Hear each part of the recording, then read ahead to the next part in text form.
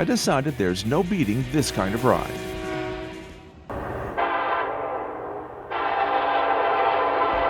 Hey everyone, my name is Mike and welcome back to the main track. It's great to have you on board today. We are a long way from home, in fact, vacationing in Tennessee and North Carolina this week, and as you can see, it didn't take very long for me to find myself a train.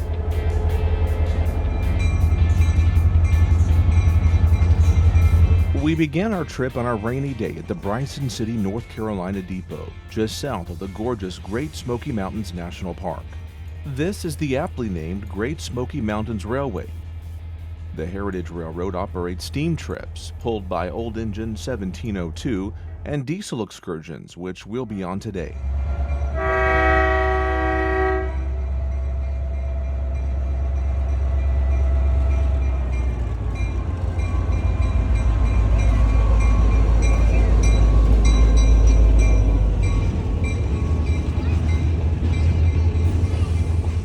Our train for the day backs into the station with an old bay window caboose converted into a unique power car leading the way.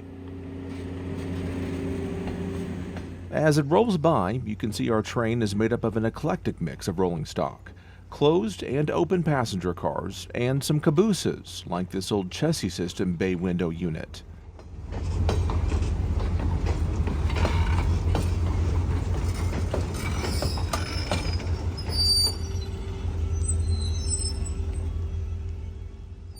We'll wait here on the platform while the engine does a runaround to the front of the train.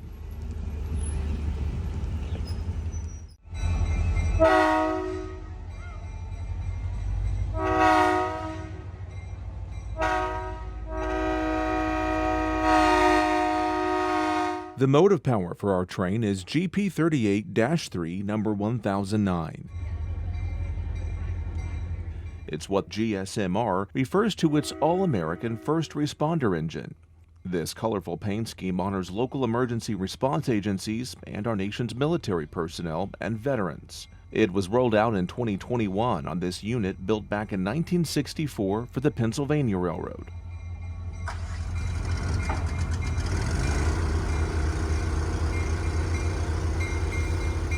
The bald eagle on the nose is a nod to our national bird, examples of which can sometimes be seen from this train as they soar through the mountains.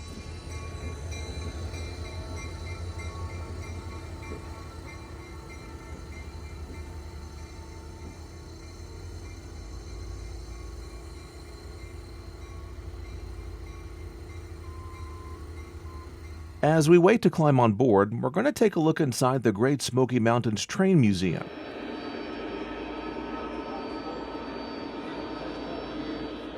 It's a pretty neat place with operating train layouts and a massive O-scale collection with 7,000 Lionel locomotives on display.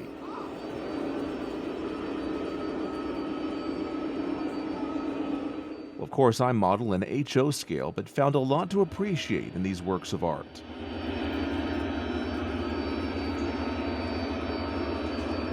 We'll take a more detailed look at this fantastic layout in an upcoming episode. Well, finally, they call our ticket numbers, and it's time to find our seats. We'll be riding in this car dubbed the Olivine. It's my first time riding in an open-air passenger car, and I'm looking forward to a brand new experience.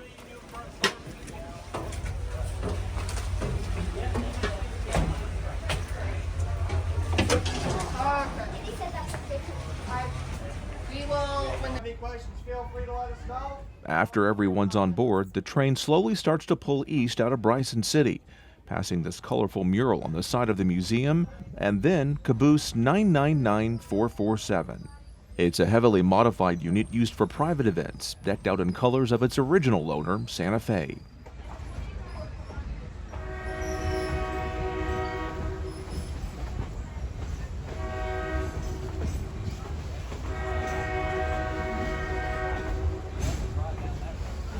It didn't take long for me to get the appeal of riding in an open passenger car like this.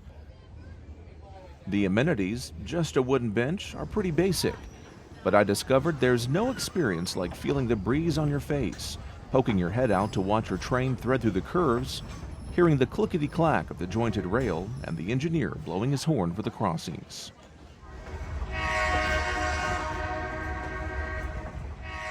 There may be a time and place for a closed air-conditioned car with comfy seats, but I decided there's no beating this kind of ride.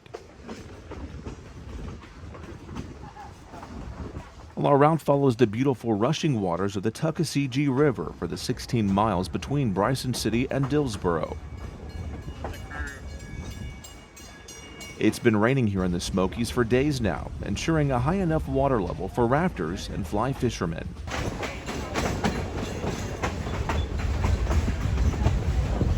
The Heritage Railroad operates 53 miles of track running between Sylva and Andrew, North Carolina. In the middle of the route is the town of Bryson City, where we climbed on board. It's the home base and point of origin for trips running both east and west of here.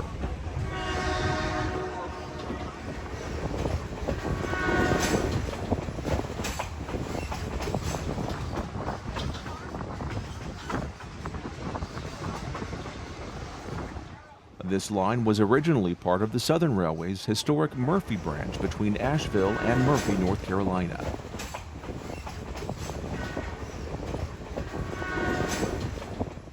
GSMR took over the line from Norfolk Southern in 1988. This train is now owned and operated by American Heritage Railways. It's the same outfit that runs the famous Durango and Silverton narrow gauge railroad in Colorado.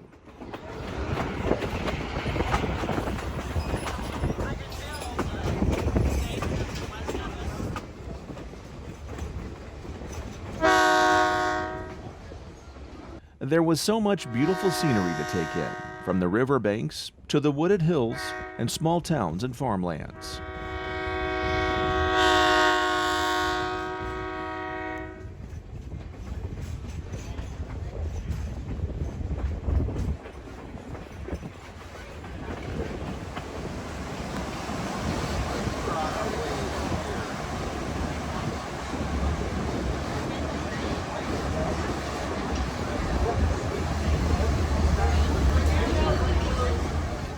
There are two spots on this trip where we cross over the Tuckasegee River over big iron truss bridges.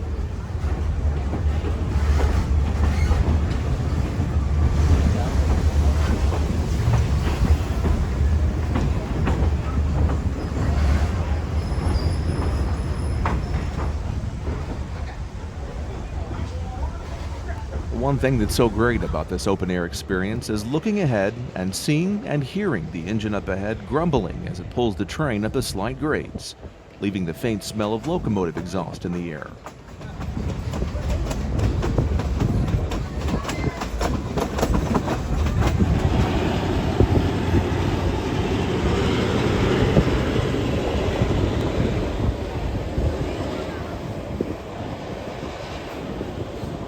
It was interesting to find out the Olivine car that we're on today has ties to my home state of Missouri.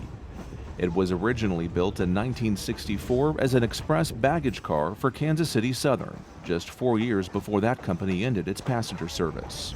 It ended up in maintenance of way service for several years before finally making its way to GSMR in 1993 and converted to this open-air style coach.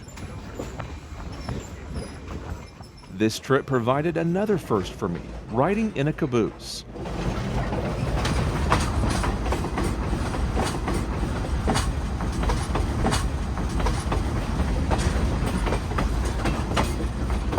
Chassis System Caboose 3753, built for the Baltimore and Ohio back in 1971, now serves as this train's snack bar.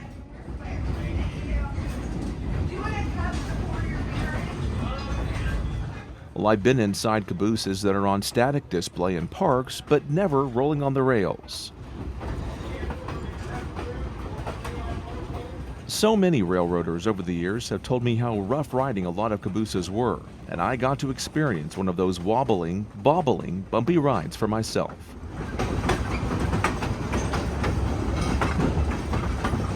In the town of Whittier, we pass a couple of sidings with some old equipment that's seen much better days, including an old baggage car and a chassis system boxcar.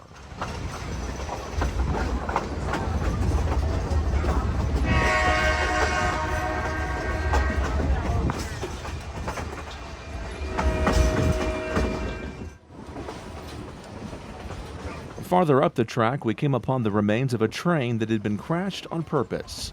Millionaire YouTube celebrity Mr. Beast bought 2 old locomotives from GSMR just to crash them into a brick wall and some empty semi-trailers. The purpose of the collisions was just to make a fun video for his online followers. The GP9s were already set to be scrapped, and this is what's left of one of them.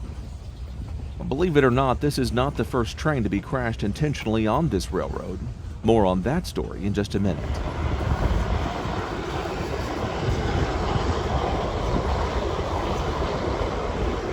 We eventually entered Cowie Tunnel. 846 feet long. If you want to see how close it is, look at the wall.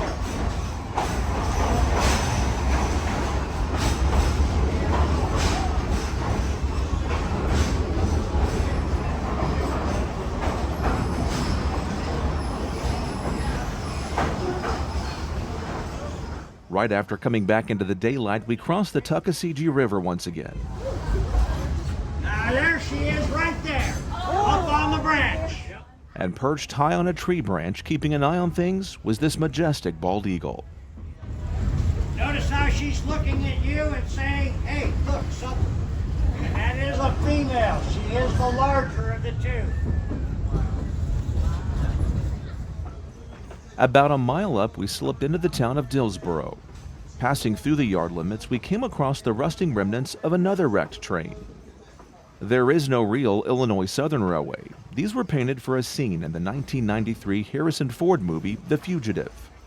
Well, as a young kid, long before YouTube train videos, this was one of my favorite railroad scenes in a movie, and it was so cool to see these engines all these years later. In the iconic movie scene, the locomotives crash into the prisoner bus, which is also still in place. Dillsboro is where the railroad maintains its shop complex.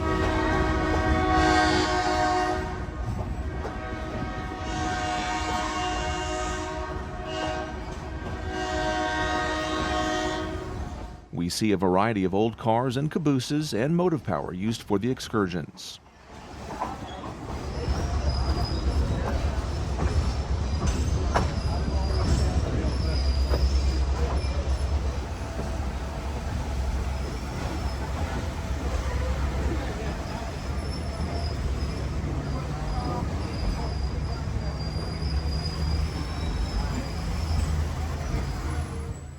Once we get to downtown Dillsboro, the train comes to a stop. It'll stay put for a layover. We were able to get out, stretch our legs, and tour the retail shops and restaurants. From the scenic mountains to the beautiful rivers to the historic rails and rolling stock, this is one train ride you don't want to miss next time you're in North Carolina. Well, folks, that wraps up our little exciting tour of the Great Smoky Mountains Railroad here in North Carolina. We're going to get back on board, finish up the vacation, and head back to Missouri, and we hope you'll join us then next time right here on the main track.